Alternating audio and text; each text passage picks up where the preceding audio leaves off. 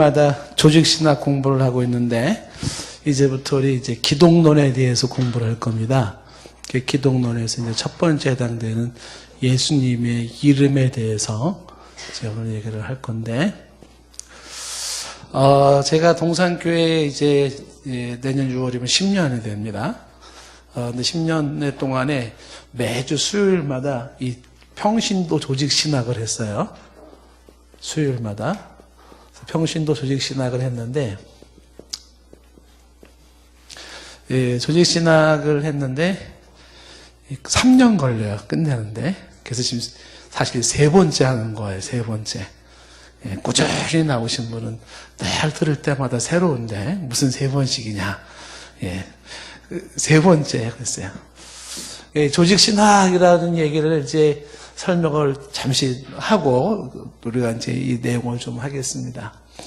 조직신학이라는 건 한마디로 말하면 뭐냐면, 주제별 연구, 이렇게. 조직신학은 주제별 연구가 조직신학이에요. 발음을 잘해야 된다 그랬죠? 조진신학이 아니라 조직신학, 이렇게. 자꾸 국장님이 조진신학, 이래. 조진신학이 아니라고요. 조직신학이라고요, 이렇게. 그쵸? 듣는 조직신학 기분 나빠요. 발음 잘해줘야 돼요. 조직신학이 뭐냐면 주제별 연구, 이렇게. 그러니까 성경에 창세기서부터 요한계시록까지 전체 내용을 주제별로 한번 얘기해봐라, 주제별로. 그래서 7가지 주제로, 크게 7가지 주제로, 그 성경의 전체 내용을 정리할 수가 있겠다. 그래서 이제 주제별 연구에서 7가지 큰 주제가 뭐냐면, 첫 번째 이제 서론 파트에서 서론이라고 하는 한 주제를 놓고서요. 여기서 강조한 것이 뭐냐면, 조직신학이라는 게 뭐냐, 혹은 교리라는 게 뭐냐, 조직신학에 대해서, 교리에 대해서 쭉 얘기를 하고, 그러다가 이제, 종교에 대한 이야기, 세상에 어떤 종교가 있는지, 그 일반 종교와 기독교라는 종교는 어떻게 다른지, 종교에 대한 이야기를 하다가, 이 서론에서 이제 계시를 얘기를 해요, 계시. 일반 계시, 특별 계시 얘기를 하면서, 서론에서 제일 강조하는 게 특별 계시인 성경에 대한 공부를 했어요. 성경이란 무엇인가? 이게 이제 서론 파트에서 쭉 얘기한 거예요. 조직신학이란 무엇인가? 교리란 무엇인가? 종교란 무엇인가? 일반 계시는 무엇이냐? 특별 계시란 무엇인가? 성경이란 무엇인가? 이게 이제 조직신학 서론에서 쭉 강조했던 내용이에요. 그 다음에 두 번째 파트에서는 이제 신론이라는 걸 공부했어요. 신론. 신론은 이제 성경 전체 주제 중에 하나님을 주제로 놓고 연구를 하는 겁니다. 그래서 우리가 신론에서 공부한 게 굉장히 많죠. 하나님의 본질. 처음에는 이제 신론의 종류부터 유신론, 무신론, 불가지론 해서 신론의 종류를 하고 하나님의 본질. 그 다음에 하나님의 이름, 다양한 이름. 하나님의 속성. 그 다음에 삼위일체. 이런 얘기를 했고, 그 다음에 하나님의 사역에서 이제 예정부터, 작정에서부터, 섭리, 통치에 이르기까지 쭉, 창조사역부터, 하나님에 관련된 걸 쭉 공부를 해, 신론. 그 다음에 세 번째 주제로 다뤄지는 게 뭐냐면, 이제, 인간론이에요, 인간론. 그래서 우리가 인간론은 이제 몇 달 동안 인간론에 대한 공부를 했어요. 인간은 어떻게 구성되어 있나? 인간의 구성부터 시작해가지고 하나님의 형상대로 지음받았다는 게 뭐냐? 하나님의 형상에 대한 거 공부하고, 그다음에 인간이 죄 아래에 있는 인간으로서 죄가 무엇인가? 그런 죄에 대한 얘기를 하고, 또 인간론에서 행위계약과 은혜계약의 특성이 뭔지, 그래서 행위언약, 행위계약 아래에 있던 인간이 은혜언약 혹은 은혜계약 아래 인간으로서 달라진 모습들. 그리고 하나님의 형상에서 얘기했던 전인격적인 인간이라 해서 특별히 여러분에게 얘기한 게 지적인 인간, 감정적인 인간, 의지적인 인간 이런 얘기를 해서 전인격적인 인간에 대한 이야기를 쭉 했습니다. 자, 그래서 이제 사실상 기독론이라는 건 이제 네 번째 파트가 되는 거예요. 네 번째 파트에서 이제 기독론을 공부를 하게 되는 것입니다. 기독론에서도 이제 그리스도의 이름부터 시작해가지고 예수님의 이름부터 시작해서 예수님의 어떤 본질에 이르기까지 예수님이 낮아지심과 높아지심과 비하와 승기라고 하는 그 다음에 예수님의 속죄 사역에 대한 거, 뭐 이런 내용들이 쭉 다루어지기 시작해요. 요것도, 요 기독론도, 좋기, 빠르면 2달, 좀 여유 있게 하면 3달 걸려요, 이거. 여러분들에게 좀 맞춰서 한다라고 하는 것이고요. 보통은 이제 학교에서 신학기소 공부하면 하나하나가 한 학기 분량이에요, 한 학기. 그러니까 요거 하나인데 한 학기, 6개월. 요거 하는데 6개월. 그리고 좀 더 이제 대학원 깊이 들어가면은 뭐 실론에서 뭐 3일체론만 가지고 한 학기를 공부할 수도 있고, 뭐 굉장히 깊이 들어갈 수가 있는데, 우리는 이제 우리 형편에 맞게끔 할 때 보통은 3개월씩 정도가 이렇게 좀 걸리는 시점이에요. 그래서 기독론에 대한 거를 이제 하게 되면, 그 다음에 이제 5번째 기독론이 끝나게 되면 이제 구원론을 우리가 하게 돼요. 구원론. 그 다음에 구원론이 끝나게 되면 교회론에 대한 거를 공부하게 되고, 그 다음에 교회론이 끝나게 되면 이제 종말론을 공부하게 돼요. 그래서 7가지 주제가, 요 7가지 주제로 성경 전체의 내용을 조직적으로 정리해 보는 거, 조직적으로. 조직신학이다. 그래서 요거를 쫙 정리가 되면 성경이 뼈대가 탁 잡히는 거죠. 성경은 뭘 얘기하고 있는지, 하나님에 대해서, 성경은 성경에 대해서 어떻게 말하고 있는지, 성경은 하나님에 대해서 어떻게 말하고 있는지, 성경은 인간을 어떻게 말하고 있는지, 성경은 기독론에서 예수님을 어떻게 말하고 있는지, 구원은 어떻게 말하는지, 교회는 어떻게 말하는지, 종말은 어떻게 말하는지, 이렇게 정리가 되면 성경 전체의 내용을 가장 조직적으로 정리된 신학 혹은 신앙을 갖게 된다라는 것이에요. 그래서 이제 우리가 요 3파트가 이루어졌고, 이제 요 파트를 이제 우리가 공부를 하게 된다라는 거죠. 요즘 이제 그 한국의 그 교회의 흐름 중에 하나가 뭐냐면, 평신도들에게 신학을 가르쳐라. 우리는 10년 전부터 가르쳤어요, 신학을. 근데 요즘 그게 막 강조되고 있어요. 왜냐하면 신학은 신학생들만의 몫이 아니라는 거예요. 신학이라고 하는 부분들이 우리가 전문성 있게 깊이는 못 들어가더라도 평신도들이 신학을 모르니까 너무나 잘못된 교리와 이단 사상에 빠져가지고 혼란스럽다는 거예요. 그래서 요즘은 신학을 가르쳐라. 그러니까 우리 교회는 굉장히 앞서 나가는 거예요. 듣고 나면 다 까먹는 수는 있지만 그래도 우리는 예전부터 우리는 신학을 공부를 했습니다. 뭐 조진 신학이든 조직 신학이든 우리는 어쨌든 신학을 했다는 거. 그 누가 뭐라 해도. 그래, 신학 뭐 배웠냐? 기억은 하나도 안 나지만 매 수요일마다 우리 했다. 이렇게. 내가 그래도 이 신학을 10년 동안 공부한 사람이다. 수요일마다. 이렇게. 아는 게 뭐냐? 그게 중요한 게 아니고 내가 10년을 공부했다는 거다. 이게 자부심을 가지시기를 바라요. 여러분들이 공부를 하면은 최소한 여러분들이 이렇게 막 설명을 못한다 하더라도 누가 어떤 얘기하면 그건 좀 이상한데 이런 느낌 정도는 와요. 이상한 얘기하면은. 자, 그러면 이제 오늘 우리가 요 파트를 공부하도록 하겠습니다. 우리 검정 펜 꼭 바꿔주세요. 지난주부터 이거 잘 안 나오려고 그러는 것 같은데. 잘 나오나요? 쓰는 데까지 한번 써봅시다.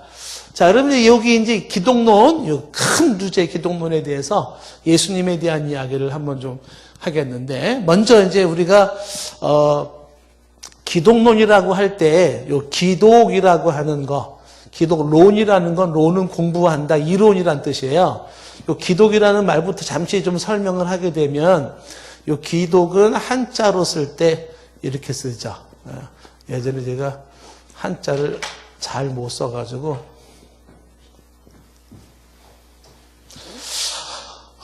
이게 이제 기독이라고 하는 건데, 요 기독이라고 하는 거는, 언어가 어떻게 나오는 거냐면, 성경의 원래가 언어가 헬라어로 되어 있잖아요, 신약 성경은. 헬라어 신약 성경에 이제 크리스토스라고 하는 요 단어가 영어로, 이렇게 써서, 영어로 읽을 때 이건 크라이스트, 이렇게. 크라이스트라고 읽어요. 그리고 여기 크라이스트가 한국식으로 얘기할 때 이게 이제 그리스도 이렇게 되는 거죠. 그리스도. 그러니까 요 기독이라는 요 말은 한자 표기로는 이렇게 표기를 하고, 그 다음에 헬라어로는 크리스토스, 영어로는 크라이스트, 그리고 요거를 굳이 한글로다가 얘기를 하면 그리스도. 그러니까 기독이라고 하는 요게 뭘 말하는 거냐면 바로 그리스도를 의미하는 거예요. 그리스도, 기독. 중국말로 혹시 이거 좀 읽어주실래요? 기독을 어떻게 발음을 하나요? 중국말로?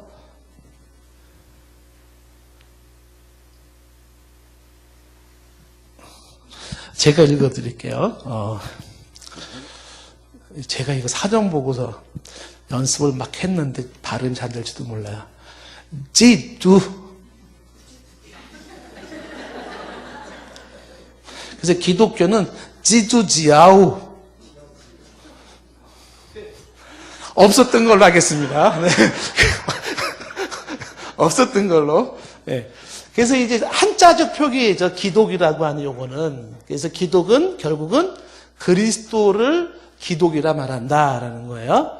그러면 이제 여기다가 기독에다가 여기다가 이제 교자를 붙이면 어떻게 돼요? 교는 가르칠 교자죠. 그래서 기독교 그러면은 바로 예수 그리스도교, 그리스도교. 그다가 인자를 붙이면 그리스도교를 믿는 사람. 그렇게 되는 거죠. 기독교인 이렇게 그렇게 되는 것이에요. 자, 그래서 이제 기독이라는 말은 결국 그리스도라는 말의 뜻이구나 이렇게 이해하시면 되겠습니다.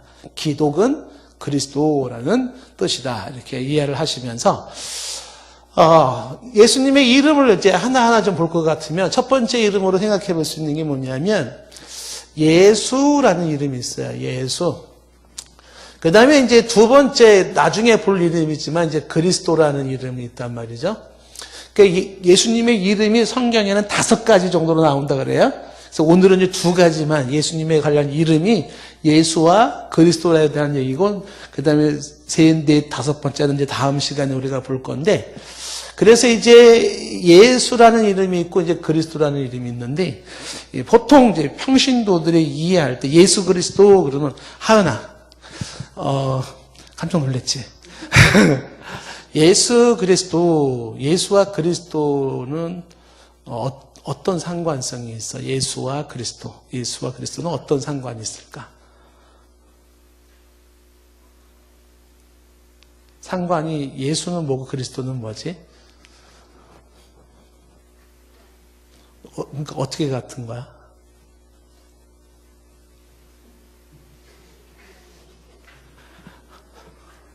왜 하필이면 예쁘게 앉아있는 하은이한테 하은이가 반주하는 모습이 너무 예뻐요. 진짜 왜 소녀 천사가 내려와가지고 반주하는 것 같아요. 너무 예뻐. 이제 사람들이 예수 그리스도 그러면 예수는 성이고 그리스도는 이름이다. 그래서 유종필, 유는 성이고 종필은 이름인 것처럼 예수는 성이고 그리스도는 이름이다. 이렇게 이해하시는 분이 계신데 그렇지는 않죠.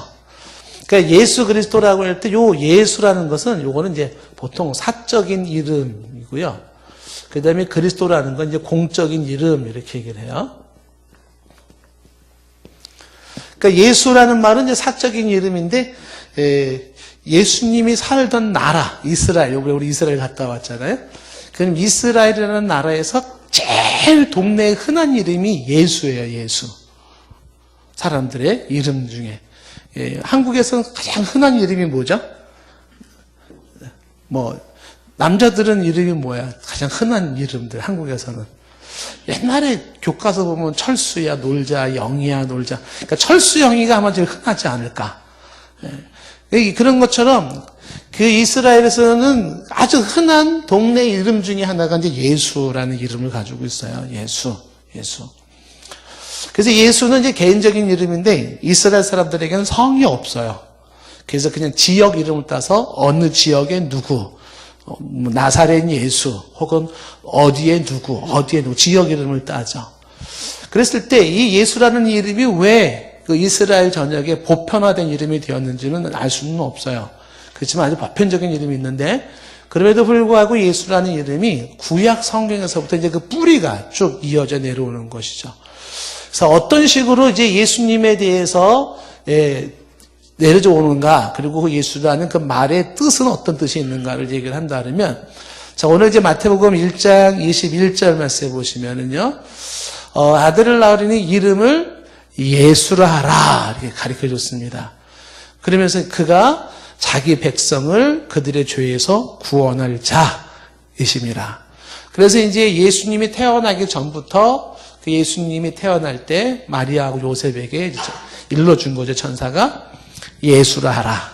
이유는 그가 왜 예수란 이름을 지어라? 자기 백성을 그들의 죄에서 구원할 자이기 때문에 이름을 예수라 하라. 이렇게 얘기를 했어요. 그래서 이제 예수라는 말이 이제 구원하다라는 의미를 가지고 있는 구원하다. 그래서 그 이름을 예수라 하라. 그래서 아기 예수가 태어났을 때 이름을 예수라 이름을 지은 것이고, 그래서 이제 결국 아기가 태어난 다음에 1장 25절에 보니까 어떻게 했어요? 요셉이 아들을 낳기까지 동침하지 아니하더니 낳음에 이름을 예수라 하니라. 그래서 이제 예수라는 이름이 이제 붙여진 거죠. 누가복음 30장 30절 31절에 보면 천사가 이르되 마리아에게 말하자. 마리아여 무서워하지 말라. 네가 하나님께 은혜를 입었느니라. 그러면서 31절에 뭐라고 말하냐면 보라 네가 잉타여 아들을 낳으리니 그 이름을 뭐라고 해라? 예수라 하라. 그러니까 이 예수라는 이름은 마리아가 요셉이 그냥 이름으로 지은 게 아니라 이제 하나님으로부터 이름을 이렇게 지라 해서 이름을 짓게 된 것이에요. 자, 그랬을 때 이 예수라는 이름의 뜻이 뭔가, 의미가 뭔가 할 때 좀 전에 말한 것처럼 뜻은 자기 백성을 죄에서 구원할 자. 그래서 구원자라는 의미가 있는 거죠. 구원자. to save. 그러니까 자기 백성을 죄에서 구원할 자란 뜻으로서 예수라는 의미를 가지고 있는 것이에요. 그래서 이 예수라는 이름은 이제 어디서부터 온 것이냐면 이것이 바로 구약의 인물 중에 이제 대표적으로 두 명의 인물이 나오는데 그 이름이 이제 여호수아라는 이름이 있어요. 여호수아. 그래서 여호수아가 첫 번째 여호수아는 우리가 잘 아는 말처럼 눈의 아들 여호수아가 있죠. 눈의 아들 여호수아가 있는데 그 여호수아는 어떤 사람이었냐면 요 여호수아는 이스라엘 백성들을 성지 거룩한 땅으로 그의 백성을 인도한 사람이에요. 여호수아는 백성들을 약속의 땅 성지로 인도한 자 이렇게. 근데 또 한 명 여호수아 중에 한 명은 구약에 뭐가 나오냐면 여호사닥의 아들로서 제사장. 그 제사장이었던 여호수아가 나와요. 여호수아가. 제사장이었던 이 여호수아는 어떤 역할을 했어요? 백성들의 그 죄를 담당해서 용서해주는 역할을 하죠. 죄를 담당해서 어린 양을 잡고 해서 죄 용서를 해주는 게 제사장의 역할이었어요. 예수아. 그랬을 때 여호수아라는 요 이름이 눈의 아들 여호수아나 제사장 여호수아나 여호수아라는 여기에서 구약의 발음에서 예수아, 그게 예수가 된 거예요. 그래서 여호수아가 어떻게 예수아가 되고 예수아가 어떻게 예수가 됐는지는 아무도 몰라요. 그런데 이제 사람들의 발음 속에서 흘러서 나아간 발음이 뭐냐면 바로 여호수아, 예수아, 예수 이렇게.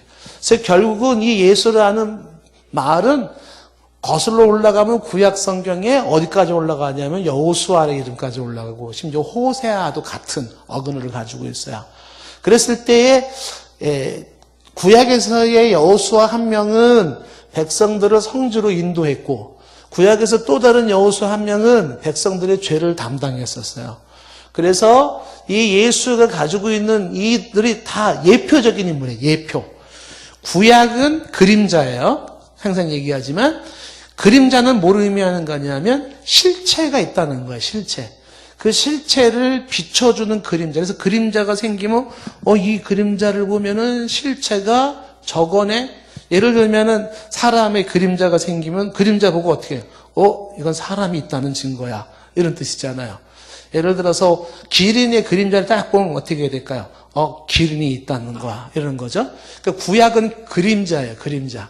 이 그림자를 통해서 보여주는 게 뭐냐면 실체가 있다는 걸 보여주는 거죠. 그래서 구약은 예표적인 것으로 그림자로 실체를 자꾸 이렇게 구약은 자꾸 이렇게 뭔가를 가르쳐 주고 있어요. 이렇게 저거 그림자로서 실체를 가르쳐 주고 있어요. 그 구약에서 가르치는 가르치고 있는 그 실체가 뭐냐면 바로 예수 그리스도예요. 그래서 구약을 통해서 예수 그리스도를 보는 것이 가장 정확한 거예요. 구약을 통해서 딴 걸 보지 말고. 그래서 이 눈의 아들 여호수아는 제사장 여호수아도 예표예요. 그림자. 이 그림자라는 건 허상을 의미하는 게 아니라 실제 인물이지만 실제 인물이 가지고 있는 영적인 실체를 보여주고 있는 건데 뭘 가리키고 있냐면 바로 예수. 백성들을 약속의 땅으로 인도하고 죄를 담당할 그 예수. 구원자라고 하는 이분을 가리키고 있었던 거예요. 그래서 예수라는 말의 뜻은 바로 이와 같다. 이렇게 이해하시면 됩니다. 특히 제사장 여호수아는 여기 스가랴서에 여러분들이 집에 가서 보시면은 나와 있어요. 스가랴서 3장에 특별히 잘 나와 있죠. 자, 이런 의미를 가지고 있고, 그 다음에 이제 그리스도라는 말을 이제 보면 그리스도. 자, 이 그리스도라는 말도 성경을 보면은 어떻게 말하고 있나 볼까요? 요한복음 1장 41절에 보시면은요, 1장 41절에 그가 먼저 와서, 그가 이제 안드레를 말하는 건데, 안드레가 먼저 와서 자기의 형제 시몬을 찾아 말하되, 우리가 누구를 만났다? 메시아를 만났다라는 얘기를 해요, 메시아. 그러면서 가로치고 뭐라고 했어요? 메시아는 번역하면 그리스도라, 이렇게 말하고 있죠. 그러니까 이 그리스도라는 말은 히브리 단어가 뭘 말하는 거냐면, 이거는 메시아라는 뜻이에요. 그러니까 히브리 단어로, 이거는 메시아. 이 그리스도라고 하는 이 그리스도, 이 기도, 크리스토스, 크라이스트라고 하는 것에 히브리 원어, 구약을 기록한 히브리 성경어로 말하면 메시아예요. 메시아. 자, 그래서 이 메시아라는 게 이제 구약 성경에 이제 많이 나오죠. 근데 흥미로운 게 이슬람 종교에서도 예수님을 메시아라고 불러요. 이슬람 그 꾸란에 보면. 그런데 그들이 말하는 메시아와 우리가 말하는 메시아가 의미가 조금 달라요. 꾸란 연구해 보면은. 메시아라는 말의 뜻이 뭐냐 할 때, 요 메시아라는 말의 뜻이 어떤 의미가 있냐면, 메시아는 말 뜻은 기름 부음을 받은 자.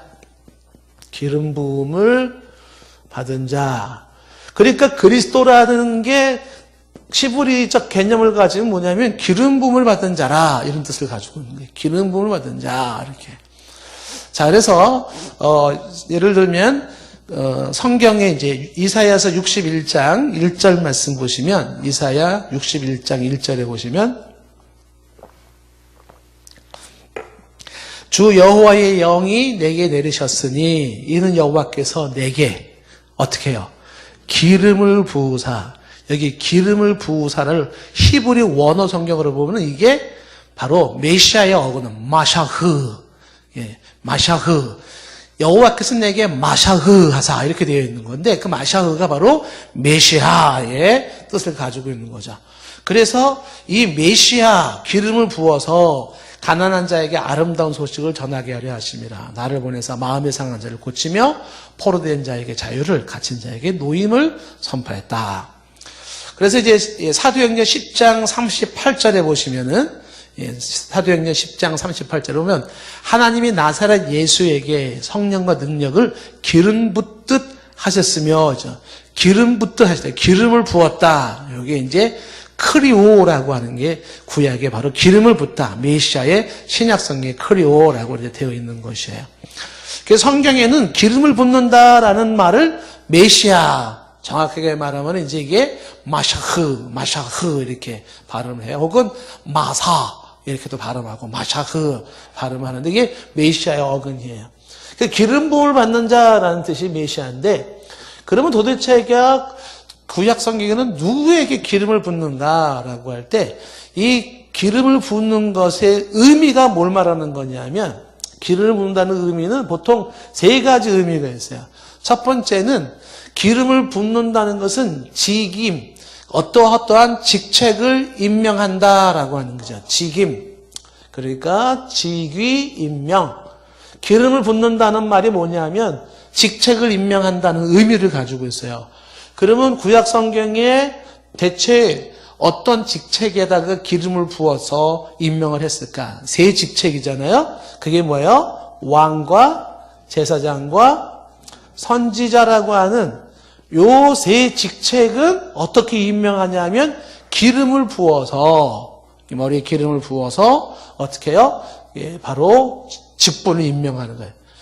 요게 이제 기름을 붓는다라는 것은 첫 번째가 이렇게 직위를 임명한다라는 그런 의미를 가지고 있는 것이고, 두 번째는 어떤 의미를 가지고 있냐 하면 기름을 붓는 자와 기름 부음을 받는 자 사이에서의 신성한 관계, 신성한 관계를 의미해요. 그 신성한 관계는 바로 주유자라고 보통 이제 얘기할 수 있겠죠. 그러니까 기름 붓는 자와 기름 부음을 받는 자 사이에 어떤 사이가 된다? 신성한 관계가 있다라는 의미를 가지고 있는 게 기름을 붓는 거예요. 그러니까 하나님하고 특별한 관계를 가지고 있다라는 의미를 가지지 않은 직책에는 기름을 붓지를 않아요.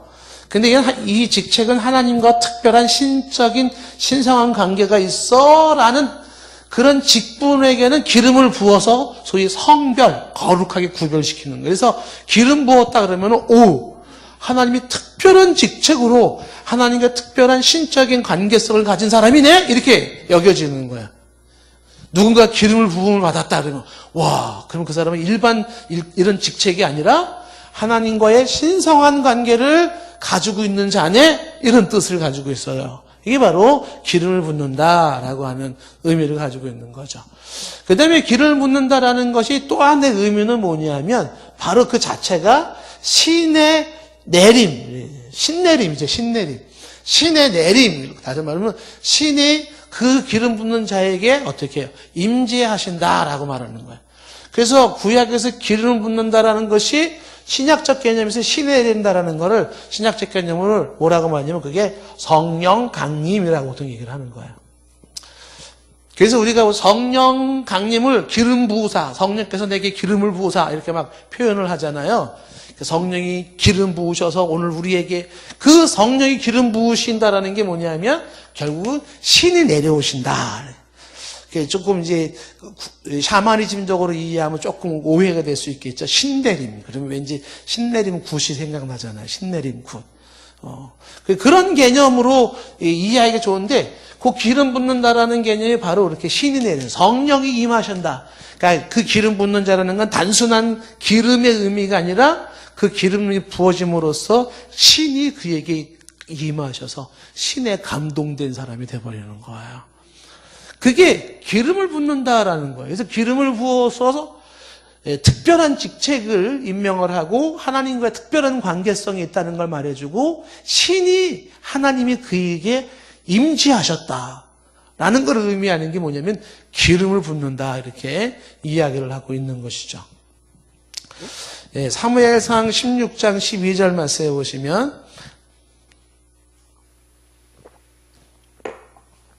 이에 사람을 보내어 그를 데려오매 그의 빛이 붉고 눈이 빼어나고 얼굴이 아름답더라. 여호와께서 이르시되 이가 그니 일어나 기름을 부으라 이렇게 그러죠. 기름을 부으라. 특별하게 지금 여기 기름을 부어라. 특별한 직책으로 임명해라. 신성한 관계가 유지된다. 신이 내린다. 기름을 부어라 하는지라. 그래서 13절 이어지는 13절에 사무엘이 기름 뿔병을 가져다가 그의 형제 중에서 그에게 부었어요. 부었더니 어떻게 돼요? 그날 이후로부터 여호와의 영에게 크게 감동되니라 하는 거죠. 그러니까 다윗이 여호와의 영에게 크게 감동이 되었던 것이 뭐냐면 기름을 부음으로 특별한 직책으로 임명되어지고 하나님과의 신성한 관계가 유지되어지며 어떻게 돼요? 그래서 성령 강림이 임하셔서 여호와의 영, 성령이 크게 감동되었다. 그래서 이제 그 다윗이 이런 경험이 있었기 때문에 사울 왕을 이 사울 왕이 자기를 죽이려고 그러는데 그 사울 왕을 복수할 수 있는 기회가 여러 번 있었지만 안 죽이잖아요. 왜 안 죽이죠? 사울을? 기름 부음을 받은 자기 때문에. 아니 그까지 기름 부음 받은 게 뭘 대단하다고 그래서 살려줘. 왜 그래요? 기름 부은 자는 하나님이 특별한 직책으로 임명하신 분이고 하나님의 특별한 그러한 신성적 관계가 있는 분이고 하나님이 임재하신 분이기 때문에 사람인 나로서는 그에게 내가 어찌할 수가 없다라고 보는 거죠. 기름 부음 받았다라고 하는 것이 이제 아주 대단한 의미를 가지고 있는 거예요. 여호와의 영이 함께했다라는 것이.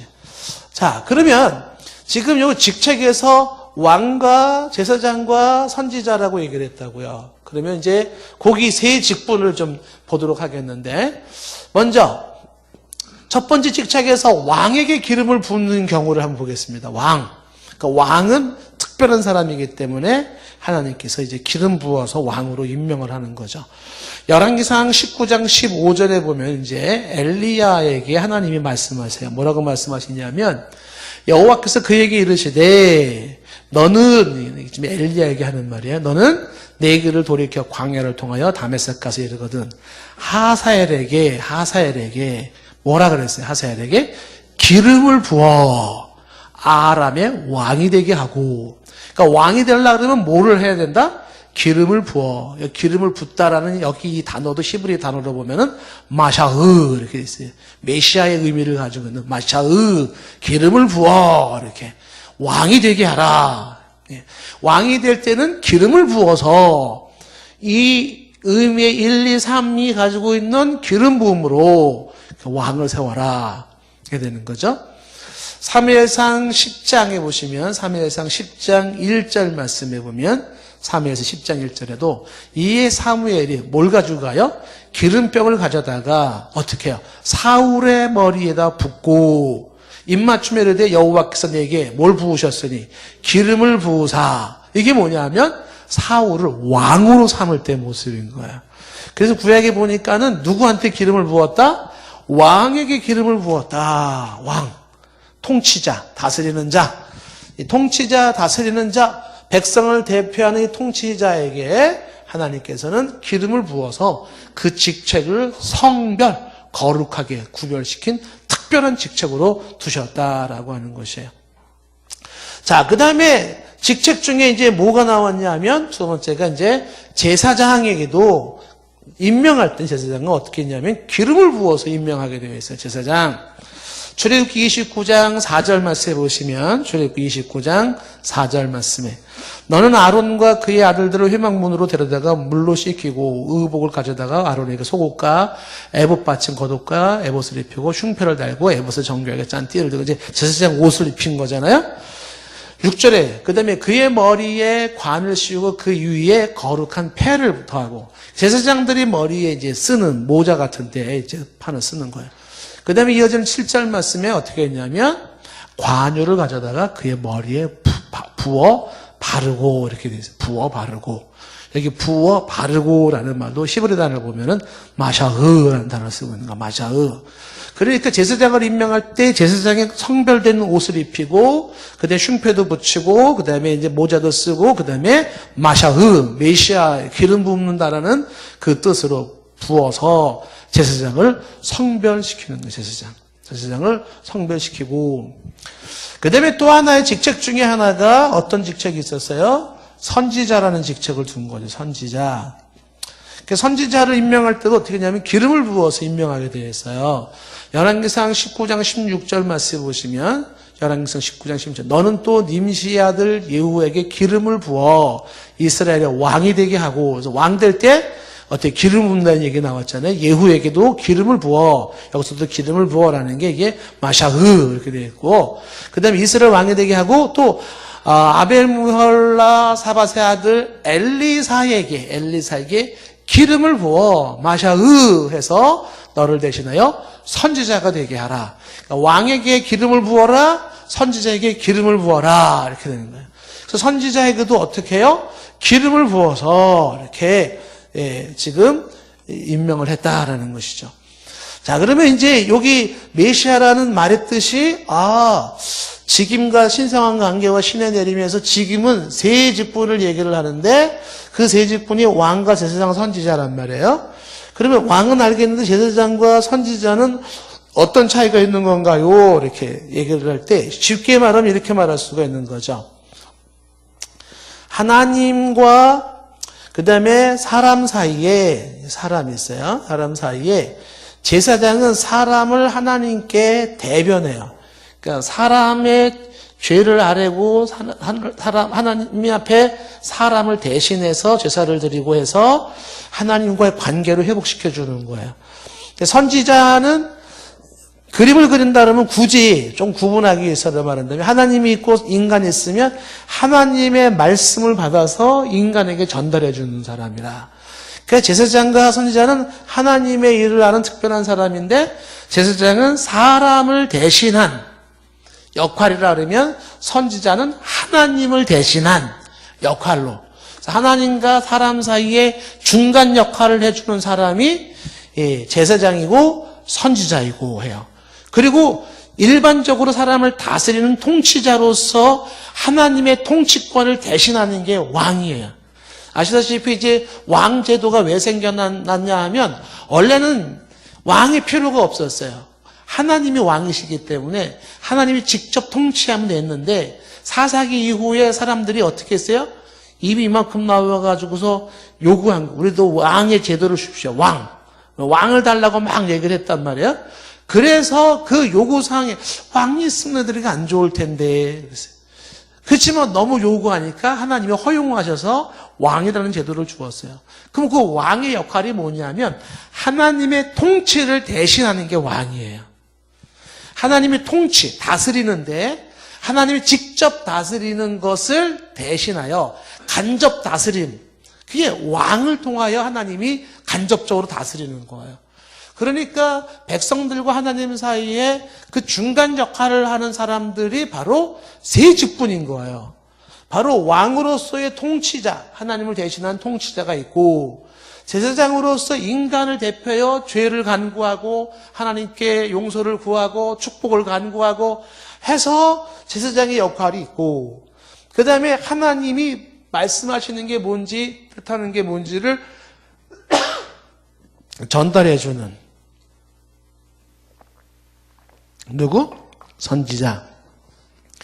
그래서 이 기름을 부음을 받았던 세 직분은 왕과 제사장과 선지자라고 하는 세 직분은 하나님과 인간 사이에서 중간 역할을 하는 중요한 직분이에요.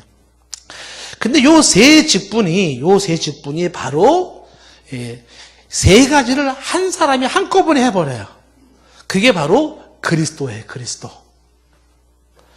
그러니까 예수를 그리스도라라고 할 때 이 역사적인 인물이 그리스도라고 하는 것은 바로 이 영원한 왕이요 제사장이요 선지자로서 인간과 하나님 사이에 중간 역할을 해주는 분이 바로 그리스도예요. 그리스도.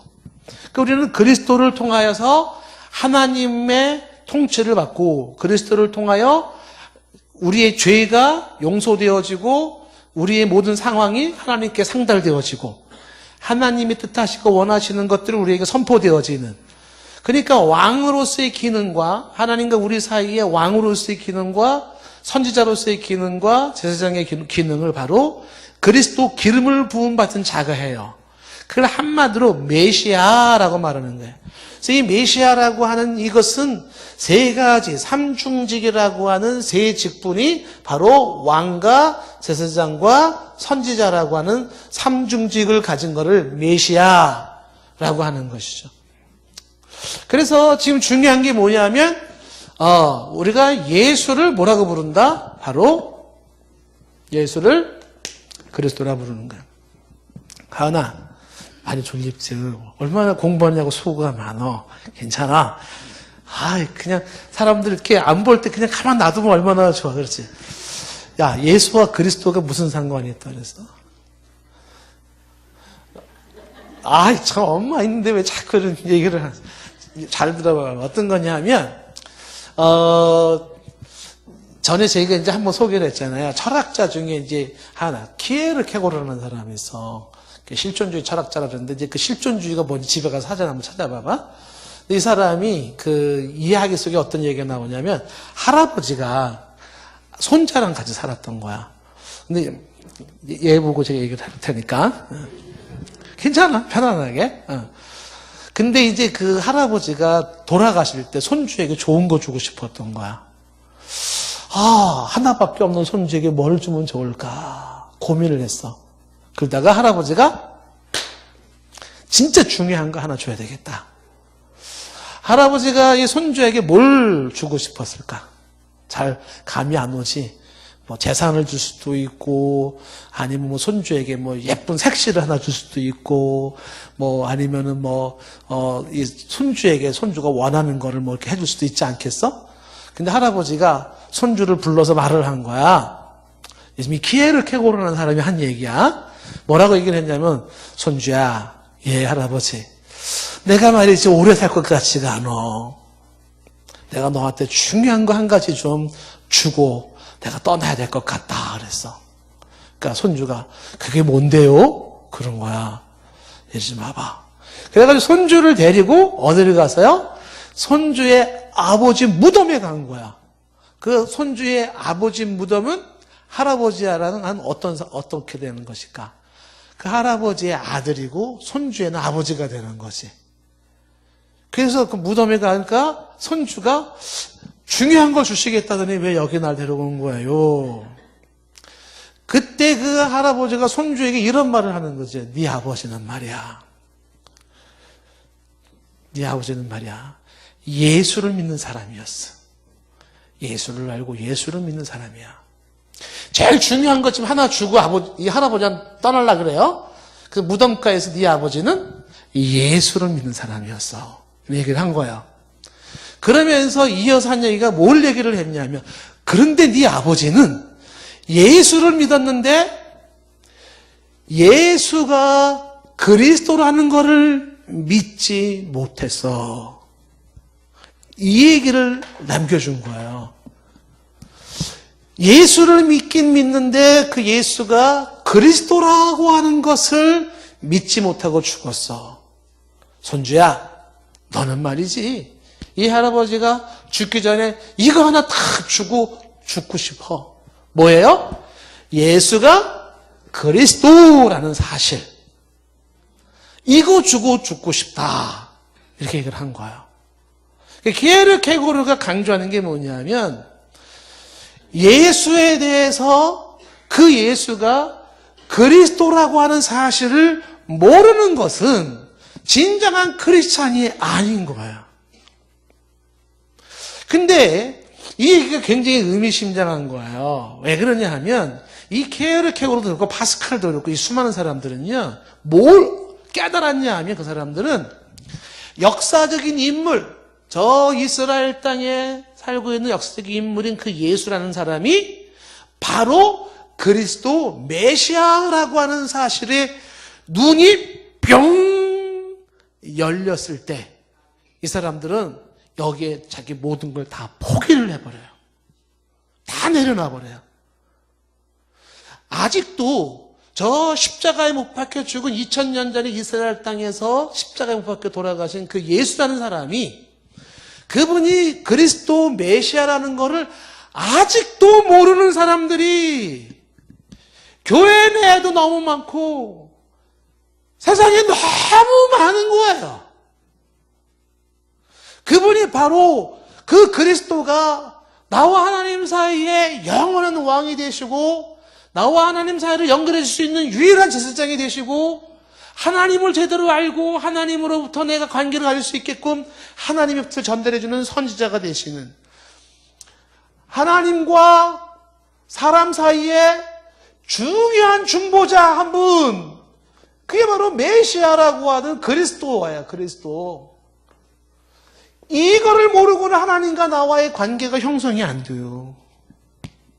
구약 성경에서 눈에 보여주고 있는 사건과 사연들과 인물들이 결국 뭘 말하는 거냐면, 그림자가 저거 자꾸 가리키고 있어요. 저거. 수많은 출애굽 사건부터 왕들의 세계부터 많은 사건들이 그림자로서, 역사적 사건들이 그림자로서 더 중요한 영원한 것을 저거 가리키고 있었어요. 그게 뭘 가리키고 있었냐면 메시아, 그리스도가 저기 있어, 그리스도 저기 있어요 가리키고 있는 거예요. 그 구약에서 가리키고 있는 그 메시아가 직접 실현돼서 이 땅에 온 것이 바로 예수님이에요. 그래서 그 예수가 그리스도라는 사실에 눈을 뜬 것이 중요해요. 대표적인 케이스가 뭐냐면 사울이에요. 사울이 바울 되기까지 사울이라는 사람이, 유대인으로서 이 사울이라는 사람은 연결이 안 됐던 게 뭐냐면 결코 예수가 그리스도가 아니었었어요. 사울이었을 때. 그래서 예수를 그리스도로 메시아라고 말할 때 사람들은 어떻게 했어요? 핍박하고 감옥에 가다 놓고 사형시키는데 동조하고 했었어요, 사울이. 근데 사울이 다메섹 도상에 가다가 누구를 만났냐면 십자가에 못 박혀 죽은 줄 알았던 그 예수님이 글쎄 죽은 거로 끝난 게 아니었던 거야. 예를 들면 이제 하은이가 반주를 끝나고 집에를 가는데 집에 골목길을 딱 들어서는 순간에 밤에 갑자기 이제 낮이라고 해도 좋아. 뭐라고 해야 되나. 자, 밤이니까 좋아. 집 골목을 들어가는데 갑자기 하늘에서 환한 빛이 팍 비치는 거야. 후레쉬보다 더 강렬한 번개 같은 빛이 쫙 비치는 거야. 하은이 놀랄까 안 놀랄까? 놀래지. 근데 하늘에서 음성이 들리기를 하은아. 그럼 어떻게 되겠어? 더 놀라겠지. 그래서 누구십니까? 그러니까 하늘에서 음성이 들리기를 나는 내가 핍박하는, 이제 하은이는 핍박은 안 하지만 내가 핍박하는 예수라. 하은이한테 이렇게 말하겠죠. 내가 반주하며 찬양했던 그 예수라. 이 사울이 십자가에 죽은 예수는 거기서 끝인 줄 알았어요. 근데 그분은 살아계셔서 내 이름을 알고 있어요. 내 이름을 안다는 게 나의 모든 삶을 알고 계셨던 분이에요. 그분은 살아계셔서 나를 아시는 분이 아닐 거라고 생각했는데 그분은 살아계셔서 나를 알고 있었어요. 내 이름을 알고 내가 당신을 핍박한 것까지 다 알고 있었던 거죠. 거기에서 지금 사울이 깨지는 거죠. 뭐가 깨졌어요? 예수가 그리스도라고 하는 것을 부정했었었는데 이게 깨져버리면서 눈이 떠지는 게 뭐냐면 아하! 그 예수가 십자가에 못 박혀 돌아가신 그 예수가 구약에서 계속 가르치고 있었던 그 메시아 그리스도구나. 이걸 알게 된 거야. 그랬을 때 그 발견이 어마어마한 발견이어서 이젠 내가 하나님과 나 사이에 유일한 중보자, 하나님의 심판을 면하고 하나님의 저주를 면하고 하나님의 백성이 되고 하나님의 자녀가 되며 하나님과 특별한 관계를 갖게 되는 그 관계로 들어갈 수 있는 게 뭐예요? 바로 메시아 그리스도를 통해서 된다는 걸 알게 된 거예요. 그래서 예수가 메시아라는 걸 믿는 거죠. 여러분들이 이제 기독교인이 된다라는 게 뭘 말하는 거냐면 예수라는 역사적인 인물, 2000년 전에 저희 이스라엘 베들레헴에서 태어나셨던 그 역사적 예수, 빌라도에게 고난을 당하시고 십자가에 못 박혀 죽으시고 장사한 지 4일 만에 부활하셨던 그분이 바로 메시아라는 걸 믿는 게 이 그리스도인이 되는 거예요. 자, 그러면 어떻게 되냐면 예수가 그리스도라는 걸 믿어요. 자, 그럼 이 그리스도가 메시아 기름 부음을 받은 자라 그랬잖아요. 기름 부음을 받는 건 뭘 말하는 거다? 특별한 직책을 임명하는 것이고 하나님과 특별한 관계를 가지고 있는 걸 의미하시고 성령이 그에게 임하신다는 걸 의미하는 거잖아요. 기름 부음을 받은 자를. 그 기름 부음을 받은 자 메시아를 믿으면 믿는 우리가 어떻게 되냐면 이게 내 것이 돼버리는 거예요. 이게 어마어마한 거죠. 그 예수를 믿음으로 말미암아 여기서 말하고 있는 이게 내 것이 돼요. 예수님과 내가 하나가 됨으로써. 자, 베드로전서 2장 9절 말씀 다 같이 한번 읽어보겠습니다. 시작.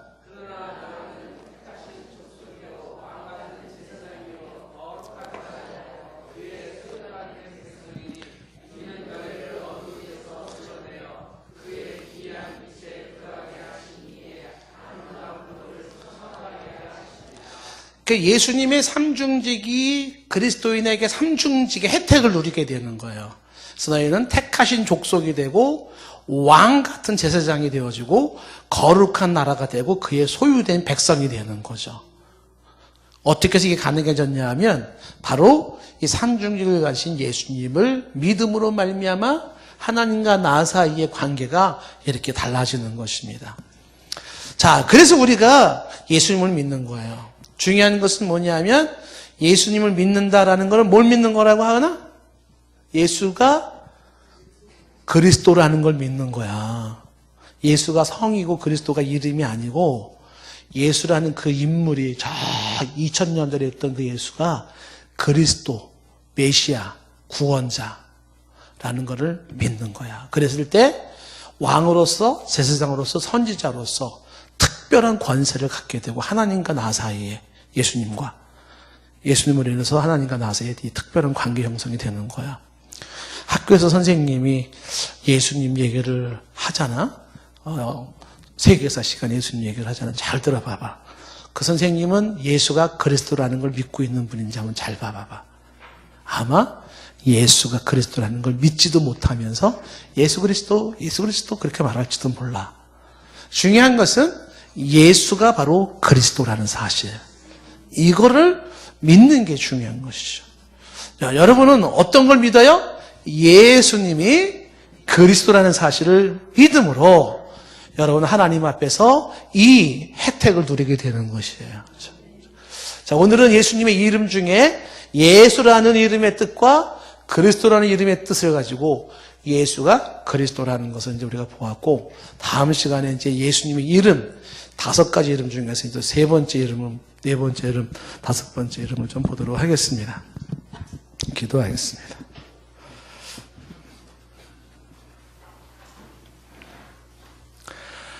하나님 아버지, 오늘 이 저녁에 나온 우리들의 마음을 성령께서 감화 감동시키셔서 십자가에 피 흘려 돌아가신 예수님이 나의 메시아, 나의 그리스도, 나의 구세주라고 고백하게 하옵소서. 예수 그리스도의 이 신령한 기름 부으심이, 이 삼중직이 그리스도를 믿음으로 내 것이 되어져 하나님 앞에 설 수 있는 자들 되게 하옵소서. 예수님의 이름으로 기도드리옵나이다.